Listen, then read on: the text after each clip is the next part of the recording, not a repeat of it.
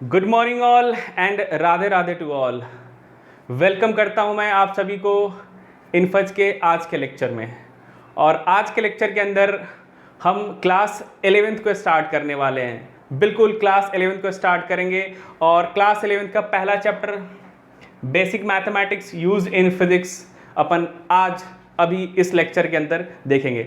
देखिए, ये जो चैप्टर है वो जनरली इग्नोर्ड होता है। अगर आप सिलेबस वाइज बात करोगे किसी भी कॉम्पिटिटिव एग्जाम में तो कभी भी ये चैप्टर सिलेबस के अंदर मेंशन्ड नहीं होता है।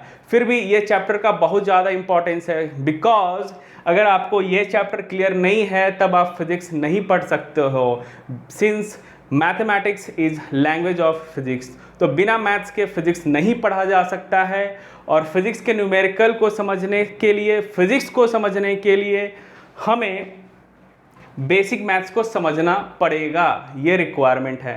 तो ये चैप्टर से सच डायरेक्टली सवाल नहीं आते हैं, लेकिन बिना इसके आप आगे नहीं जा सकते हो। ये सिमिलर बात है उसी तरीके से जिस तरीके से ABCD आपके क्लास 10th में नहीं पूछा जाता है, लेकिन बिना ABCD जाने हुए आप क्लास 10 पास नहीं कर सकते हो। तो कुछ वैसा ही सिस्टम यहाँ पर भी है।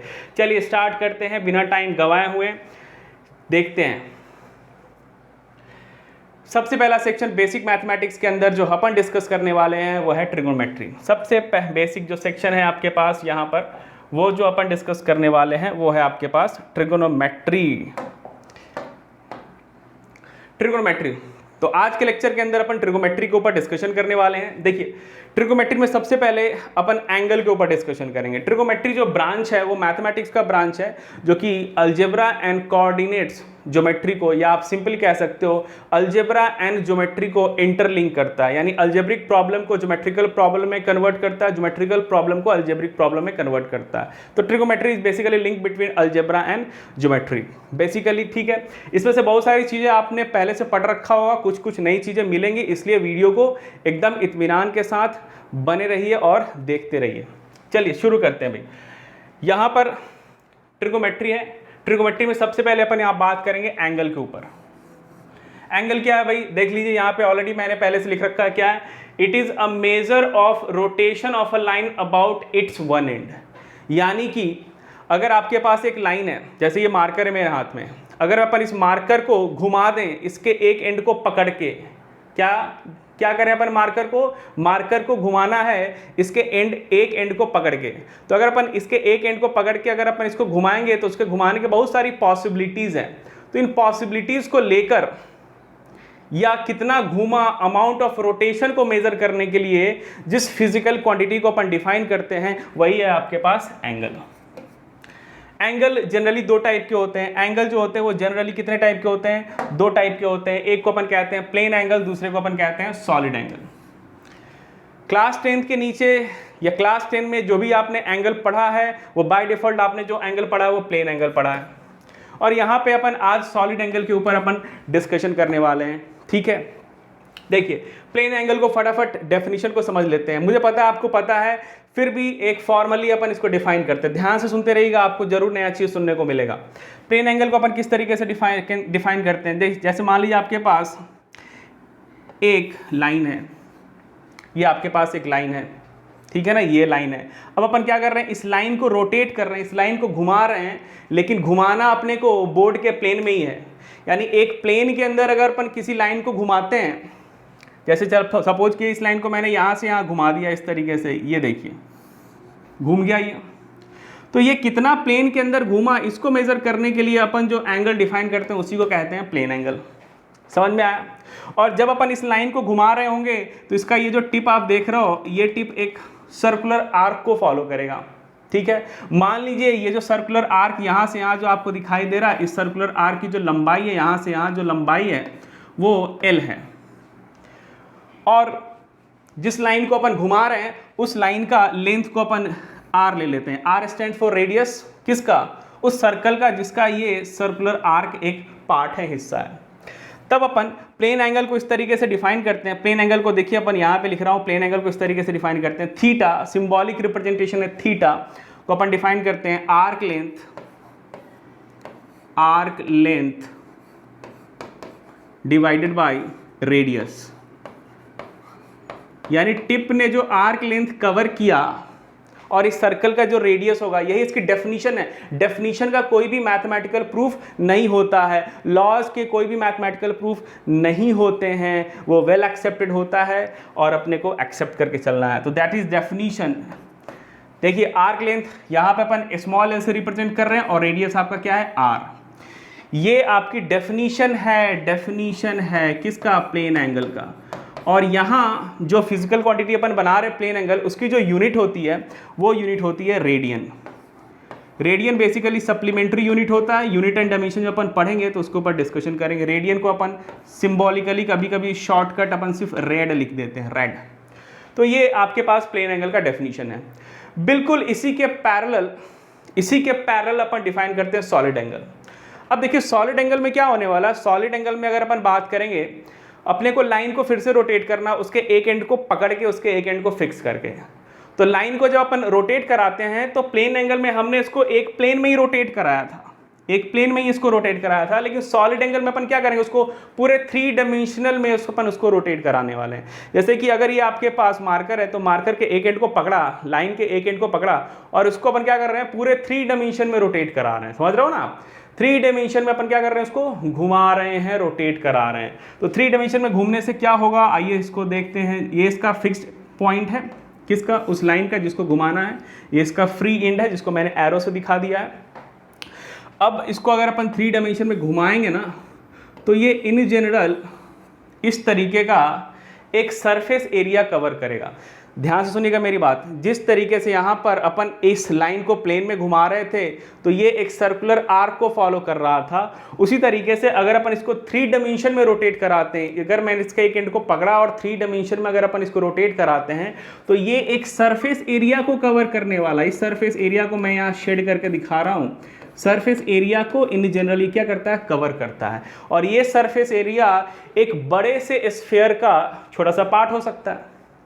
जिस तरीके से आर्क लेंथ एक बड़े से सर्कल का छोटा सा पार्ट हो सकता है, उसी तरीके से अगर आप इसको फील करें, आप, मैंने क्या किया, इसके एक एंड को पकड़ा और इसको मैं 3 डायमेंशन में रोटेट करा रहा हूँ, ठीक है ना। सर्कल को अगर अपन 3 डायमेंशन में रोटेट करा देते हैं तो क्या बनता है, स्फीयर बनता है। उसी तरीके से इस लाइन को अगर मैं 3 डायमेंशन में रोटेट कराता हूं तो ये एक सरफेस एरिया को कवर करने वाला है। इसका जो टिप पॉइंट होगा वो एक सरफेस एरिया को कवर करने वाला होगा और ये बेसिकली किसी स्फीयर का पार्ट होने वाला। जिस तरीके से यहाँ पर ये आर्क लेंथ किसी सर्कल का पार्ट था, उसी तरीके से यहाँ पर एरिया जो होगा वो किसी स्फीयर का पार्ट होगा। तो ये 3 डायमेंशन में कितना घूमा है, यानी कितना घूम घूम के ये एरिया को कवर किया है, इसके घूमने के करस्पॉन्डिंग जो अपन फिजिकल क्वांटिटी डिफाइन करते हैं उसी को अपन कहते हैं सॉलिड एंगल। बढ़िया, ठीक है, मजा आ रहा है, समझ में आ रहा है। अब देखिए सॉलिड एंगल का जो रिप्रेजेंटेशन है वो ओम। क्लास 10 आपने पढ़ा होगा, रेजिस्टेंस का यूनिट ओम। ये बस सिंबल है, ग्रीक सिंबल है, इसका यूज करने वाले। तो बिल्कुल पैरेलली अपन डिफाइन करते हैं। ये सॉलिड एंगल की डेफिनेशन है। डेफिनेशन क्या है, जैसे यहाँ पे आर्क लेंथ अपॉन रेडियस होता था तो उसी तरीके से यहाँ पर क्या है, आपके पास सरफेस एरिया, जो ऊपर आपने एरिया कवर किया है, और ये जिस स्फीयर का पार्ट होगा एरिया, उस स्फीयर का रेडियस बेसिकली क्या होगा, उस लाइन की लंबाई होगी, लेंथ होगी, क्योंकि उसका एक एंड फिक्स हो गया। तो एरिया अपॉन रेडियस का स्क्वायर, ये डेफिनेशन है बेटा। डेफिनेशन का कोई भी प्रूफ नहीं होता है, नहीं होता है, नहीं होता है। तो एरिया अपॉन रेडियस का square, this is the definition. ध्यान से देखिएगा, ये क्या है, डेफिनेशन। थीटा की जो सप्लीमेंट्री यूनिट थी उसको अपन रेडियन कहते हैं और इसी को बाय डिफॉल्ट अपन एक्सेप्ट करके चलेंगे। आपके लिए ये हो सकता है ये नया टर्म हो, क्योंकि क्लास 10 के नीचे जो भी आप बात करते हो एंगल को मेजर करने के लिए, वो डिग्री यूनिट का आप लोग लेके चलते थे। यहाँ पर डिग्री के साथ साथ रेडियन में भी आपको और हमें कंफर्टेबल होना पड़ेगा। यहाँ पर जो एंगल होता है वो भी सप्लीमेंट्री यूनिट होता है, यानी कि ऐसा यूनिट को सपोर्ट करता है। सप्लीमेंट्री यूनिट क्या है उसके ऊपर अपन डिस्कशन करेंगे यूनिट एंड डायमेंशन वाले चैप्टर के अंदर। और यहाँ पे अगर अपन बात करें तो इसकी जो यूनिट होती है उसको अपन कहते हैं स्टीरेडियन। क्या कहते हैं अपन इसको, स्टीरेडियन, स्टीरेडियन। और सिंबॉलिक रिप्रेजेंटेशन सिर्फ स्टीरेड लिख के भी अपन चला लेते हैं। तो ये रहा बेसिक एंगल। क्या होता है, एंगल बेसिकली 2 टाइप के होते हैं। अब देखिए आने वाले टाइम के अंदर जब भी अपन सिर्फ एंगल बोलेंगे ना तो आपको प्लेन एंगल लेकर चलना है। सॉलिड एंगल कहीं कहीं पर यूज होगा, मेनली क्लास 12 के अंदर यूज होता है जब अपन गॉस लॉ वगैरह पढ़ते हैं या मॉडर्न फिजिक्स वगैरह पढ़ते हैं, तो कहीं कहीं पर ये यूज होता है। तो अनलेस एंड अनटिल मेंशन, अगर आपके पास सिर्फ वर्ड एंगल मेंशन होगा तो आपको प्लेन एंगल ही बाय डिफॉल्ट मानना है, समझना है। बढ़िया, चलिए अब अपन अगले पेज की ओर चलते हैं। अगला पेज देखिए, system of measurement of angle. System of measurement of angles मतलब एंगल को मेजर करने के लिए कुछ सिस्टम बनाए गए हैं। जिस तरीके से यूनिट्स को मेजर करने के लिए कुछ सिस्टम बनाए गए हैं, SI unit, FPS unit, CGS unit, उसी तरीके से एंगल को मेजर करने के लिए दो, हालांकि बहुत सारे यूनिट्स होते हैं, उसमें से दो यूनिट, जैसा कि आपने पढ़ा हुआ डिग्री और अभी जो मैंने बताया रेडियन, उन दोनों यूनिट्स को अपन यहाँ पे एक एक करके देखेंगे। तो सबसे पहले जो यूनिट्स के ऊपर अपन डिस्कशन करने वाले वो है आपके पास सेक्साजेसिमल सिस्टम। तो दो बेसिकली सिस्टम काफ़ी पॉपुलर हैं और आपके सिलेबस के अंदर मेनली यही चीज़ का पढ़ना है, sexagesimal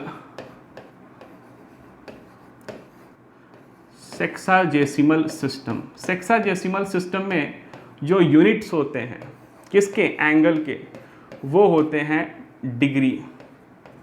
degree degree degree degree पढ़ाई वाली डिग्री नहीं, एंगल वाली डिग्री, ठीक है ना।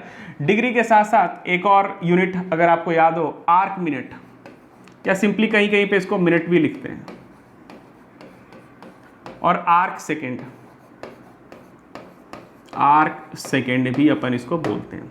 Sir arc minute arc second समझ में नहीं आया, ज्योग्राफी याद कीजिए, ज्योग्राफी याद कीजिए। ज्योग्राफी अगर आपने पढ़ा होगा तो लैटिट्यूड एंगल, लॉन्गिट्यूड एंगल करके आपको कुछ पढ़ाया गया होगा। फॉर एग्जांपल कहीं कहीं आपने इस तरीके से आपको लिखा हुआ मिल गया होगा कि 24 डिग्री लैटिट्यूड एंगल है, 30 आर्क मिनट, 25 आर्क सेकेंड। याद कीजिए कुछ इस तरीके से आपको लैटिट्यूड एंगल कहीं ज्योग्राफी में मिला होगा।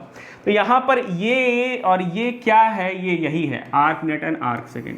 तो ये प्रैक्टिकल एग्जांपल है, अगर आपने ज्योग्राफी पढ़ा होगा तो ये आपको याद आया होगा। फिलहाल मैं इसको हटा देता हूँ।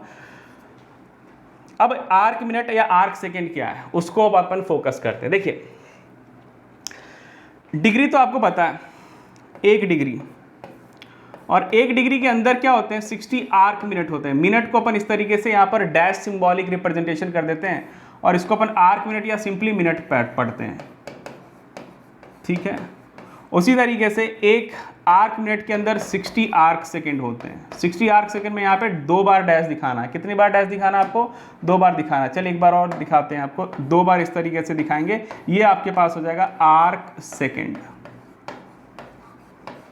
तो जिस तरीके से टाइम का मेजर करने के लिए जो यूनिट होता है वो होता है 1 आवर। 1 आवर के अंदर 60 मिनट, 60 मिनट में 1 मिनट के अंदर 60 second.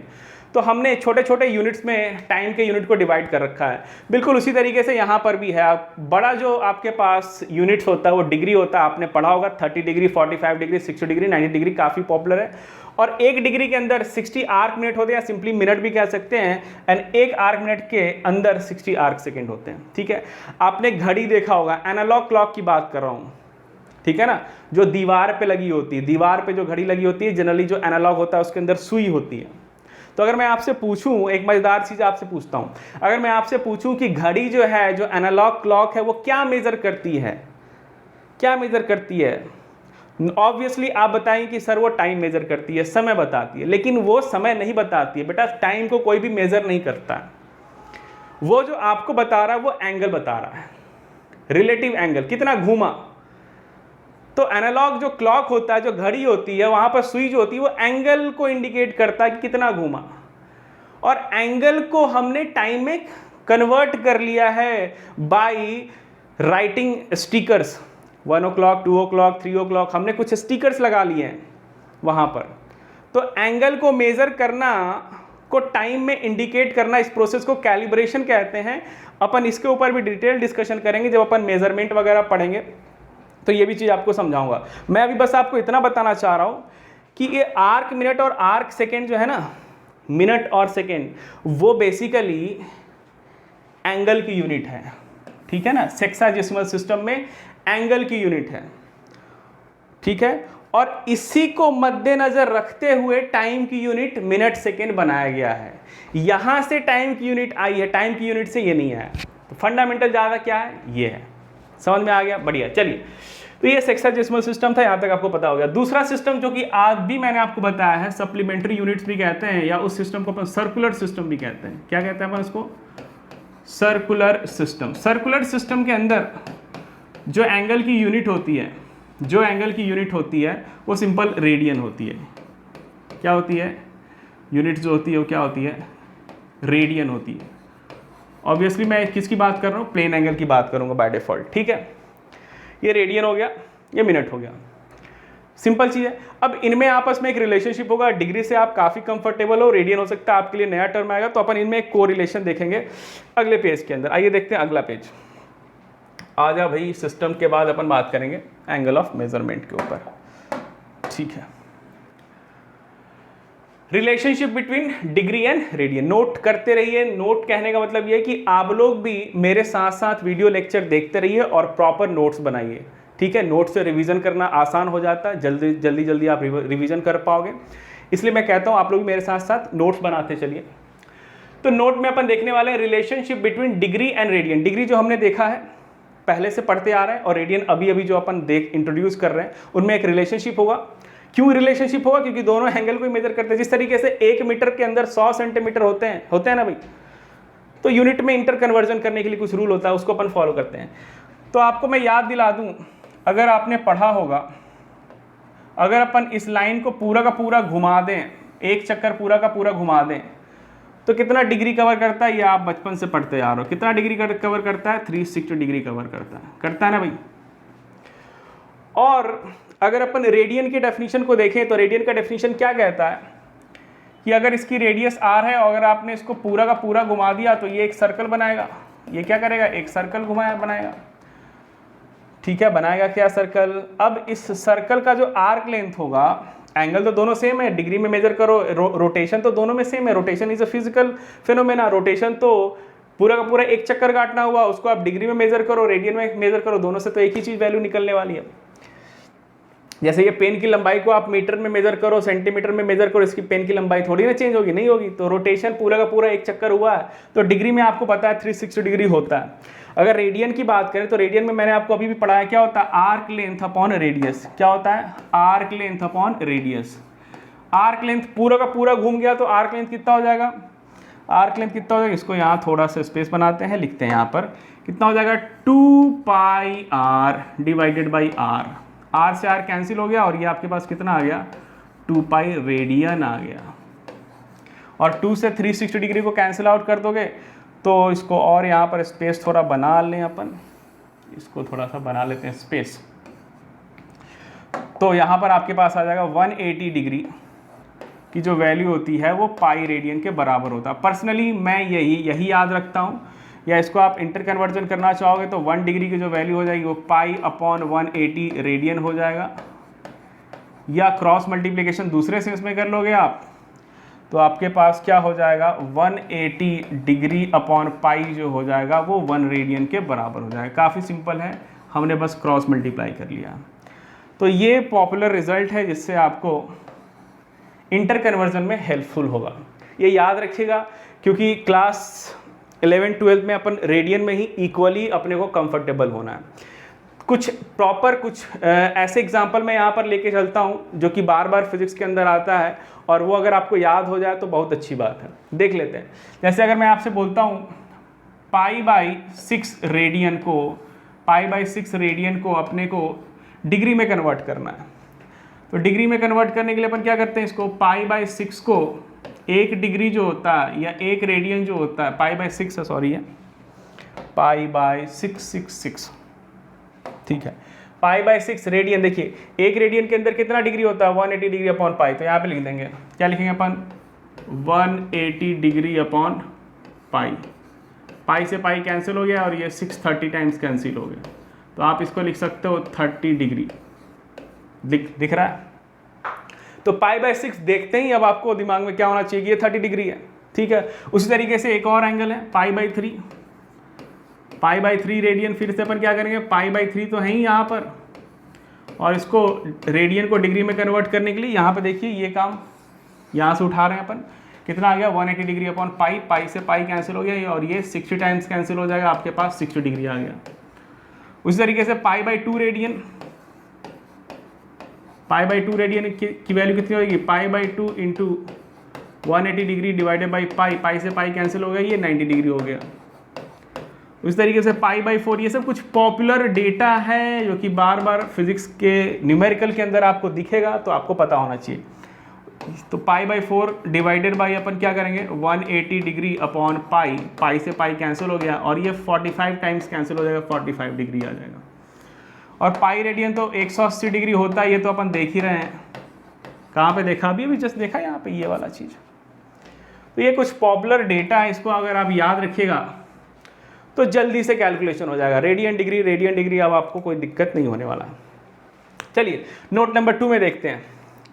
Angle measured in anti clockwise sense, angle measured in anti clockwise sense is taken as positive and angle measured in clockwise sense is taken as negative. ये convention बनाया गया। देखिए अगर आपको याद हो थोड़ा बहुत, अगर अपन इलेक्ट्रिक करंट की बात करें ना, तो इलेक्ट्रिक करंट एक ऐसा फिजिकल क्वांटिटी है। इलेक्ट्रिक करंट, सर आप एंगल पढ़ा रहे हो, ये अचानक से इलेक्ट्रिक करंट में कैसे चले गए, तो थोड़ा पेशेंस रखिए, अभी को रिलेट करता हूँ। इलेक्ट्रिक करंट एक ऐसा फिजिकल क्वांटिटी है, इलेक्ट्रिक करंट एक ऐसा फिजिकल क्वांटिटी है जिसके पास मैग्नीट्यूड भी है, जैसे 4 एम्पियर, 3 एम्पियर, 2 एम्पियर, और डायरेक्शन भी है, दैट इज हाई पोटेंशियल से लो पोटेंशियल, हाई वोल्टेज से लो वोल्टेज। इलेक्ट्रिक करंट के पास मैग्नीट्यूड भी होता है, डायरेक्शन भी होता है, लेकिन वो वेक्टर लॉ अलजेब्रा को ओबे नहीं करता है, तो उसको अपन स्केलर क्वांटिटी बनाते हैं। ठीक उसी के जैसा एंगल के पास भी सेंस ऑफ डायरेक्शन होता है, ठीक है ना, कि किस सेंस में घूमे। चलिए आपको समझा दूं, कहाँ पे समझाएं, यहीं पे कहीं पे समझा देते हैं आपके पास, ये तो आपको क्लियर हो चला होगा, यहाँ पे रफ किया।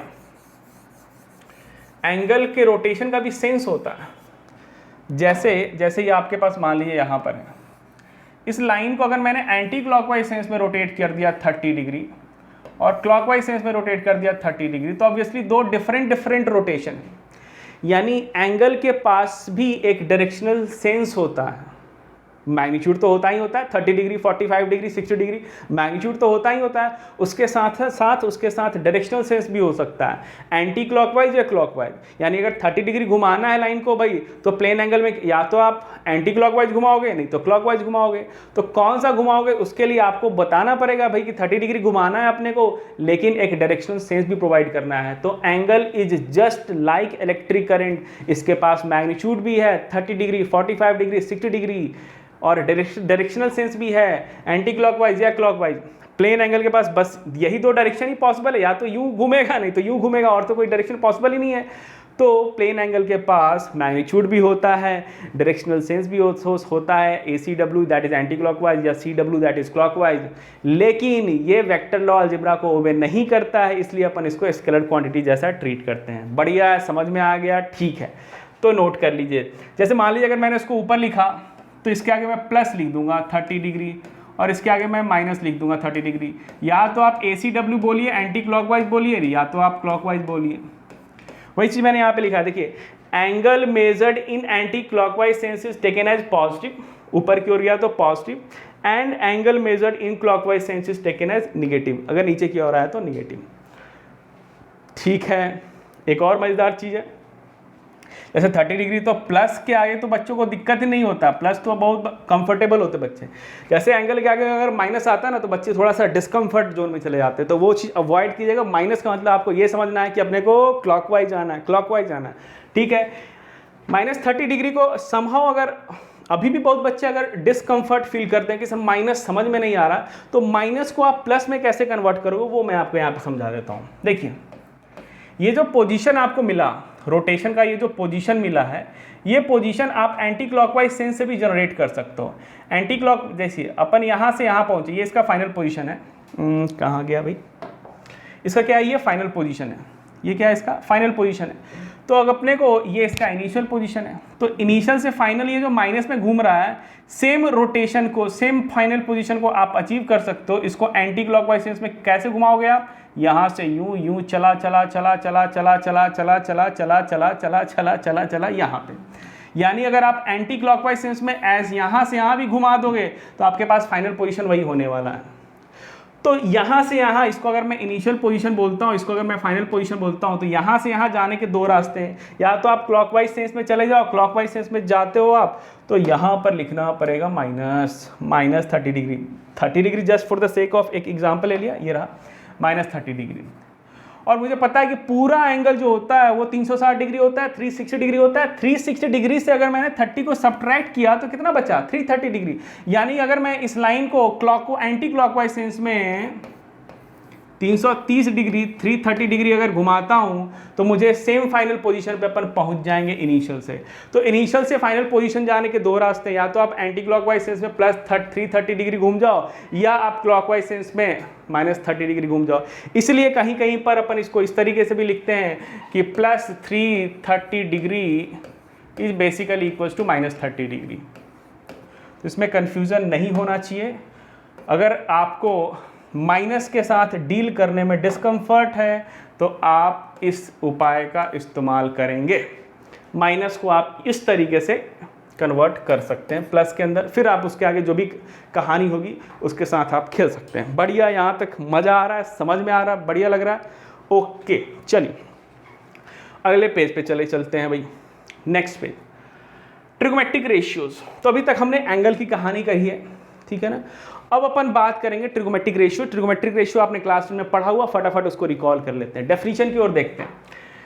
डेफिनेशन की ओर अपन देखते हैं तो पहले अपन यहाँ पे बात करेंगे राइट एंगल ट्रायंगल डेफिनेशन। ये रेड क्यों आ गया भाई? I love white white white white. तो अपन पहले राइट एंगल ट्रायंगल की डेफिनेशन की बात करेंगे। Right angle triangle definition, older definition. ये क्या है? ओल्डर डेफिनीशन है, जो कि आपने क्लास 10 में पढ़ा है। ओल्डर सर, क्लास 10 में क्या मैंने अपने ओल्डर डेफिनीशन पढ़ा? यस, ऑब्वियसली आपने जो क्लास 10 में डेफिनीशन पढ़ा वो पुराना डेफिनीशन है। राइट एंगल ट्रायंगल डेफिनीशन क्या है? राइट एंगल ट्रायंगल डेफिनीशन क्या है? राइट एंगल ट्रायंगल डेफिनीशन फटाफट रिकॉल कर देते हैं। अगर आपके पास एक राइट एंगल ट्रायंगल है, क्या है आपके पास? एक राइट एंगल ट्रायंगल है। ये एंगल आपके पास 90 डिग्री है। ये एंगल अगर थीटा है तो थीटा के अपोजिट वाले साइड को परपेंडिकुलर कहते हैं, थीटा के पास वाले साइड को बेस कहते हैं, और ये आपके पास हाइपोटेनस चला आता है। तो इस राइट एंगल ट्रायंगल के करस्पॉन्डिंग अपन 6 ट्रिगोमेट्रिक रेशियोज डिफाइन करते हैं। फटाफट यहाँ पर मैं लिखता जाता हूँ। पहला, साइन ऑफ थीटा। क्या होता है? Sine of theta. Sine of theta की डेफिनेशन क्या? Perpendicular upon hypotenuse. उसके बाद कॉस ऑफ थीटा, रिवाइज हो रहा है, बस मजे लीजिए आप लोग, बेस अपॉन हाइपोटेनस। उसके बाद टैन थीटा, हाँ चल जा भाई, हाँ टैन थीटा। टैन थीटा क्या होता है? परपेंडिकुलर अपॉन बेस, जिसको अपन sine theta upon cos theta भी कहते हैं। बस क्लास 10 का रिकॉल कर रहे हैं अपन, रिवीजन कर रहे हैं, मान के चलिए। उसके बाद cosec theta.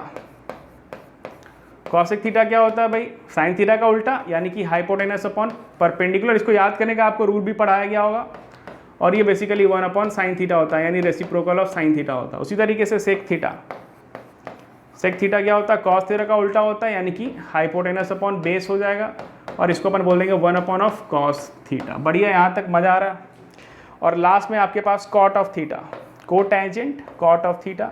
Cot of theta क्या होता है? टैन का उल्टा, यानी बेस अपॉन परपेंडिकुलर, और इसको अपन लिख सकते हैं cos of theta divided by sine of theta. तो ये बेसिक कुछ डेफिनीशन है। 6 ट्रिगोमेट्रिक रेशियोज होते हैं इस राइट एंगल ट्रायंगल, इस फिजिकल सिचुएशन के करस्पॉन्डिंग, और इसी डेफिनीशन को अपन कहते हैं ओल्डर या पुराना वाला definition, right angle triangle definition. ठीक है, आपने पढ़ा भी होगा ये चीज़। और आपको ये भी बात पता चल गया हो कि अगर इनमें से 6 में से कोई भी ट्रिगोमेट्रिक रेशियोज अगर आपको पता चल जाए, 6 में से कोई भी ट्रिगोमेट्रिक रेशियोज अगर आपको पता चल जाए, तो बाकी सब आप निकाल लोगे। किया होगा क्लास 10 के अंदर ट्रिगोमेट्रिक रेशियो। जैसे मान लीजिए आपके पास कॉस थीटा पता है, कॉस थीटा पता है मतलब बेस और हाइपोटेनस पता हो गया।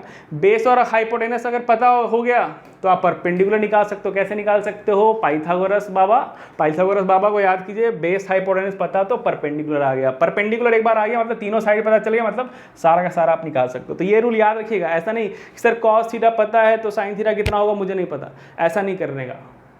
इनमें से कोई भी एक ट्रिगोमेट्रिक रेशियो पता होगा मतलब सारे के सारे ट्रिगोमेट्रिक रेशियो आपको पता है। मेथड मैंने आपको समझा दिया। तो ये जो डेफिनेशन था ये पुराना डेफिनेशन है।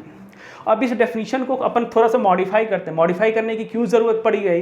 क्योंकि अगर मेरे को एंगल को बढ़ाना है, जैसे एक राइट एंगल ट्रायंगल में अगर अपन इस एंगल पे फोकस करें, इस वाले एंगल पे अगर अपन फोकस करें, तो ये एंगल की मैक्सिमम वैल्यू कितनी हो सकती है? एक राइट एंगल ट्रायंगल में ये तो अपने पास 90 डिग्री ऑब्वियस है, और समेशन ऑफ सारे एंगल जो होने वाले हैं वो 180 डिग्री होने वाले हैं। तो इसको अगर मैं बढ़ाऊंगा, इसको अगर मैंने बढ़ाया बढ़ाया बढ़ाया बढ़ाया बढ़ाया बढ़ाया बढ़ाया बढ़ाया, तो मैक्सिमम ये कितना एंगल होगा? 90 डिग्री होगा। 90 डिग्री से ज़्यादा नहीं हो सकता। यानी ये जो सारे डेफिनेशन जो आप देख रहे हो, उन सारे डेफिनेशन में थीटा की जो वैल्यू होगी वो 90 से बड़ी नहीं हो सकती है। समझ में आ रहा है? मज़ा आ रहा है ना भाई? थीटा की जो वैल्यू होगी वो 90 से बड़ी हो ही नहीं सकती है। लेकिन 90 डिग्री से बड़ा करने के लिए अपन क्या करते हैं? ओल्डर डेफिनेशन को, राइट एंगल ट्रायंगल डेफिनेशन को थोड़ा सा मॉडिफाई करते हैं और नए डेफिनेशन की ओर अपन मूव करते हैं। नया डेफिनेशन जो साइंटिस्टों ने काफ़ी सोच समझ के बनाया है वो मैं बाजू में लिखता हूँ आपके सामने। तो जो नया डेफिनेशन है उसको अपन कहते हैं यूनिट सर्कल डेफिनेशन। क्या कहते हैं अपन इसको? Unit circle definition. डेफिनेशन को मॉडिफाई किया गया है। Unit circle definition, unit circle definition. अब यूनिट सर्कल डेफिनीशन जैसा नाम ही सजेस्ट कर रहा है, यूनिट यानी एक रेडियस का, एक यूनिट रेडियस का आपको एक सर्कल लेना है। आइए डेफिनीशन को समझते हैं। जैसे मान लीजिए आपके पास ये एक्स एक्सिस और वाई एक्सिस है। क्या है ये? अपने पास नॉर्मल एक्स एक्सिस और वाई एक्सिस है, और ये एक बना लेते हैं अपन सर्कल। इस सर्कल का जो रेडियस है वो कितना है? 1 यूनिट है। इस सर्कल का रेडियस कितना है आपके पास? 1 यूनिट है। और अपन क्या करते हैं? इस सर्कल पर लाई करता हुआ किसी भी एक पॉइंट को पकड़ा। ये पॉइंट P का एक्स कोऑर्डिनेट x होगा, वाई कोऑर्डिनेट y होगा, और यहाँ से अगर अपन मिला दें तो ये 1 यूनिट हो गई आपके पास। ठीक है। अब अगर इस पॉइंट P का x कोऑर्डिनेट और y कोऑर्डिनेट को अगर अपन कैलकुलेट करें इस एंगल के हेल्प से, ये कौन सा एंगल है? जो इस पॉइंट को मिलाता हुआ लाइन ऑरिजिन से एक्स एक्सिस के साथ जो एंगल बना रहा है, कौन से सेंस में? एंटी क्लॉकवाइज सेंस में। Anti clockwise sense by default positive होता है। तो अपन कैसे करते हैं? यहाँ पे देखिए कंस्ट्रक्शन करते हैं। रेड को उठा लेते हैं, यहाँ से अपन परपेंडिकुलर ड्रॉ किया, यहाँ से परपेंडिकुलर ड्रॉ किया, तो यहाँ से यहाँ जो डिस्टेंस होती है वही तो एक्स होती है, और यहाँ से यहाँ जो डिस्टेंस होता है वही वाई होता है ना। अब इस राइट एंगल ट्रायंगल में आपसे मैं पूछूंगा x की वैल्यू बताओ in terms of 1 and theta, तो आप कैसे निकाल सकते हो? अगर मैं cos ऑफ थीटा कैलकुलेट करूँ, या यहीं पे कर देते हैं, cos ऑफ थीटा को कैलकुलेट कर लेते हैं। My favourite colour white. cos of theta की बात करेंगे इस राइट एंगल ट्रायंगल में। cos ऑफ थीटा की डेफिनेशन यहाँ से लेकर बताइए। यहाँ से क्या होता है? बेस अपॉन हाइपोटेनस, तो लगा दिया बेस अपॉन हाइपोटेनस तो 1 है, डिवाइडेड बाई आप 1 लिख लो, और 1 को आप हटा भी सकते हो, हटा दो, क्योंकि नीचे रहे ना रहे 1 तो 1 ही है, वो हर जगह है। उसी तरीके से अगर मैं इस राइट एंगल ट्रायंगल में साइन थीटा की वैल्यू लिखूंगा, तो साइन थीटा की वैल्यू कितनी आ जाएगी? परपेंडिकुलर अपॉन हाइपोटेनस, हाइपोटेनस 1 है, लिखो ना लिखो बात बराबर है। तो ये जो डेफिनेशन है वो हमने यहीं से थोड़ा सा क्या किया है? उधार लिया है, इंस्पिरेशन लिया है, जो भी आपको समझना है समझ लीजिए। लेकिन यहाँ से जो अपन इस तरीके से डिफाइन कर रहे हैं कि भाई पार्टिकल के या उस पॉइंट का जो x कोऑर्डिनेट होगा वो हमें cos ऑफ थीटा दे देगा, और y कोऑर्डिनेट क्या होगा? हमें sin ऑफ थीटा दे देगा। यानी इस पॉइंट P का x कोऑर्डिनेट हमें cos थीटा देगा और y कोऑर्डिनेट हमें sin थीटा देगा। cos थीटा या sin थीटा में से कोई भी एक पता चल गया तो बाकी आप सारे निकाल सकते हो, जैसा कि मैंने आपको समझाया है। ठीक है। या डेफिनेशन को और भी अपन यहाँ पे टेंजेंट वेंजेंट 1 यूनिट को ड्रॉ करके आप और भी डिफाइन कर सकते हो, लेकिन फिलहाल आप ये समझो कि यहाँ पर होगा क्या कि अगर मैं इस एंगल को बढ़ाऊंगा, थीटा को बढ़ाऊंगा 0 से 90 डिग्री रखूंगा, 0 से 90 डिग्री रखूंगा, तो इसके डेफिनेशन और इसके डेफिनेशन में कोई फर्क नहीं है। लेकिन अगर मैंने एंगल को 90 डिग्री से बड़ा कर दिया, जैसे मैंने मान लीजिए पॉइंट ऑफ इंटरेस्ट यहाँ चला गया, पॉइंट ऑफ इंटरेस्ट अगर यहाँ पे चला गया, यानी एंगल आपका यहाँ से यहाँ हो गया, तो इसके करस्पॉन्डिंग अपन यहाँ से डिफाइन ही नहीं कर सकते हैं साइन थीटा कॉस थीटा।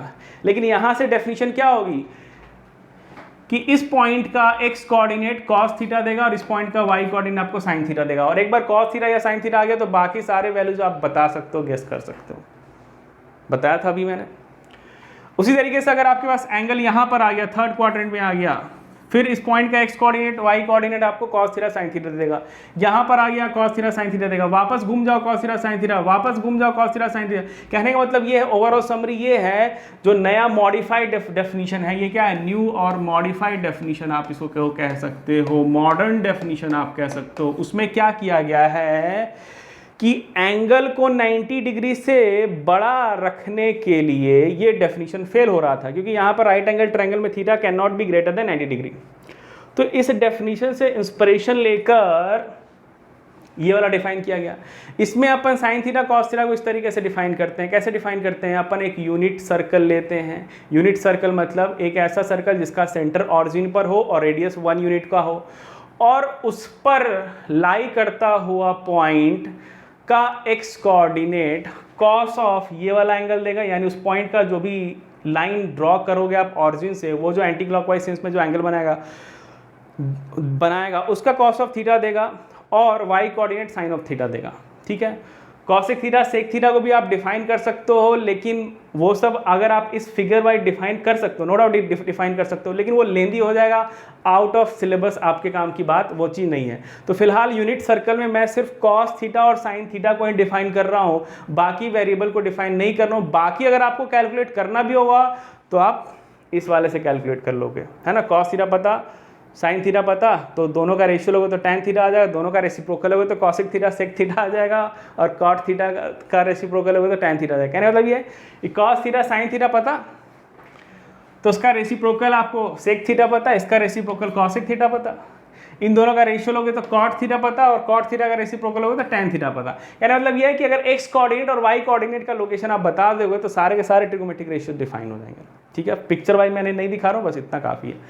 तो ये कन्वेंशनल डेफिनेशन है, ये आपके पास मॉडर्न डेफिनेशन है। कन्वेंशनल डेफिनेशन का लिमिटेशन क्या था कि वहाँ पर एंगल ग्रेटर देन 90 हो ही नहीं सकता है, और एंगल को ग्रेटर देन 90 डिग्री होने के लिए अपन डेफिनेशन को ही मॉडिफाई कर लेते हैं। क्या कहते हैं, फिर से रिपीट कर रहा हूँ, आपके पास एक सर्कल है जिसका रेडियस 1 यूनिट है, सेंटर ऑरिजिन पर है। इस सर्कल पर लाई करता हुआ पॉइंट, इस सर्कल पर लाई करता हुआ पॉइंट को मिलाएंगे अपन ऑरिजिन के साथ, को मिलाएंगे ऑरिजिन के साथ, और ये जो एंगल बनेगा, ये जो एंगल बनेगा एंटी क्लॉकवाइज सेंस में, उस एंगल का कॉस थीटा इस पॉइंट का एक्स कोऑर्डिनेट देगा, उस एंगल का साइन थीटा इस पॉइंट का वाई कोऑर्डिनेट देगा। ठीक है, और एग्जांपल लेंगे, आपको मजा आएगा, समझ में आएगा। चलिए यहाँ तक तो आपको हो गया है क्लियर। चलिए नेक्स्ट पेज पे आते हैं, फटाफट बिना टाइम पास किए हुए।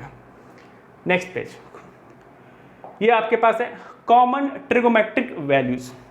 अभी कॉमन ट्रिगोमेट्रिक वैल्यूज क्या है आपने ऑलरेडी पढ़ा हुआ, जैसे साइन 30 डिग्री की वैल्यू, कॉस 60 डिग्री की वैल्यू, है ना, tan 45 डिग्री की वैल्यू। आपने कुछ कुछ वैल्यूज याद किए हैं क्लास 10 के अंदर, उस वैल्यूज को मैं यहाँ पे फटाफट आपको रिकॉल करवा देता हूँ। वो बेसिक चीज़ आपको पता होना चाहिए। जैसे कि एक टेबल आपके सामने बना रहा हूँ, यहाँ पर आपके पास आ गया 0 डिग्री, रेड नहीं लेंगे, वाइट लेंगे, वाइट इज़ फेवरेट। 0 डिग्री आपके पास आ गया, 0 डिग्री हो गया। 0 डिग्री के बाद आता है 30 डिग्री, और एक और नया एंगल आपको जो पहले से हो सकता पता नहीं था, अब पता हो जाएगा, 37 डिग्री। 37 डिग्री के बाद 45 डिग्री की बात करेंगे, फिर अपन बात करेंगे 53 डिग्री के ऊपर डिस्कशन होगा, फिर 60 डिग्री के ऊपर डिस्कशन करेंगे, और फिर 90 डिग्री के ऊपर डिस्कशन करेंगे। और इन एंगल के करस्पॉन्डिंग मैं यहाँ पे लिख देता हूँ साइन ऑफ थीटा, यानी साइन ऑफ 0 डिग्री की अगर अपन बात करें, फिर कॉस ऑफ थीटा यानी कॉस 0 डिग्री की बात करेंगे, फिर टैन ऑफ थीटा यानी कि टैन 0 डिग्री की बात करेंगे अपन। ठीक है, अब यहाँ पर आपको दो एंगल नया दिख रहा होगा अगर आप पहली बार क्लास 11 पढ़ रहे हो तो। कौन कौन सा? रेड ले लिया, ये एक मिनट, एक तो ये 37 डिग्री और दूसरा 53 डिग्री। बाकी सब आपको याद होगा, याद करने के बहुत सारे टेक्निक भी हो आपको बताए होंगे। फिलहाल बाकी को अपन फिल कर लेते हैं, फटाफट फिल कर लेते हैं बाकी को। जैसे साइन 0 की वैल्यू कितनी होती है? 0 होती है। साइन 30 की वैल्यू कितनी होती है? हाफ होती है। इसके लिए गैप छोड़ देते हैं। साइन 45 डिग्री की वैल्यू कितनी होती है? 1/√2 होता है। मैंने भी याद किया, आपको याद करना ही पड़ेगा। साइन 60 डिग्री की वैल्यू कितनी होती है? √3/2 होता है। साइन 90 की वैल्यू कितनी होती है? 1 होता है। ये सब प्रैक्टिकल डेटा है, ये ऑब्जर्वेशन करके आया, एग्जैक्ट मेजरमेंट करके आया, ठीक है ना। ये मैं याद किया हूँ, ऑब्वियसली बाय प्रैक्टिकल इसका प्रूफ होता है, न्यूमेरिकली कोई प्रूफ नहीं होता है। cos 0 डिग्री की वैल्यू, cos 0 डिग्री की वैल्यू मतलब अपन टेबल बना रहे हैं, ये वाला टेबल, ये वाला टेबल, तो 0 डिग्री की वैल्यू कितनी हो जाएगी? बना लीजिए भाई, टेबल बनाने में मज़ा आ रहा है, टेबल बना लीजिए।